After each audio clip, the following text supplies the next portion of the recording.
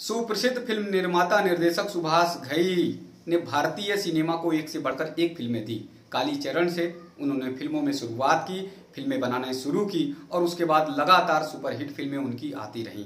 चाहे वो हीरो रही हो, चाहे वो परदेश रही हो, चाहे फिर उन्होंने ताल दी हो, खलनायक दी हो, ये सारी फिल्में उनकी सुपरहिट रही और दर्शकों को अपनी ओर खींचने का काम किया।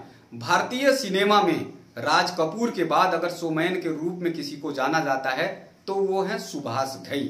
मगर आज सुभाष घई की फिल्मी सफर के बारे में, फिल्मी दुनिया के बारे में मैं बात नहीं करूंगा। आज सुभाष घई के दर्शन और दार्शनिक के रूप में मैं बात करूंगा। सुभाष घई आध्यात्मिक रूप से कैसे बाहर निकल कर आए, सुभाष घई आध्यात्मिक रूप से कैसे जुड़े हुए हैं और लॉकडाउन में लोगों को कैसे प्रेरित करते हैं, ये रोमांचित कर देने वाला विषय है। सुभाष घई जी ने कहा कि जिस प्रकार से मर्यादा पुरुषोत्तम श्री राम 14 वर्ष तक वनवास में थे, उन्होंने तमाम कष्ट सहे, तमाम मुश्किलें झेली, तो क्या हम कुछ दिनों तक घरों में रहकर अपने आप को सुरक्षित नहीं कर सकते? क्या हम देश के साथ खड़े नहीं हो सकते?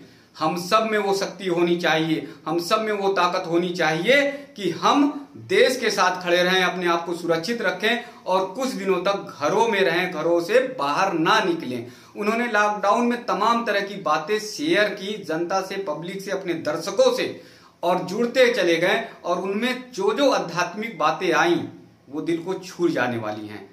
सुभाष घई ने कहा, इस देश ने तमाम बार संकट सहे, इस देश के लोगों ने तमाम बार मुश्किलें सही, इस देश के लोगों ने तमाम बार महामारी और बीमारियों से झेले और उससे निकलने की कोशिश की और निकलकर बाहर आए, जीवट का परिचय दिया। सुभाष घई जी ने कहा कि हमारे दादा और बाबा से जरा पूछिए उनके हाल कैसे थे। उस समय तमाम तरह की व्यवस्थाएं नहीं थी, स्वास्थ्य सुविधाएं बेहतर नहीं थी, संचार का माध्यम बहुत परिपक्व नहीं था, आवागमन के साधन बहुत बढ़िया नहीं थे। इसके बावजूद हमारे बुजुर्गों ने उन समय को काटा और काटने के बाद आज उन्हीं की बदौलत हम लोग जीवित हैं, आज उन्हीं की बदौलत ये दुनिया है। 100 साल पहले की तमाम बीमारियों के बारे में उन्होंने बात बताई और कहा किस प्रकार से हम लोग मुश्किल में रहा करते थे, हमारे दादा और बाबा मुश्किल में रहा करते थे और उससे बाहर निकल कर आते थे।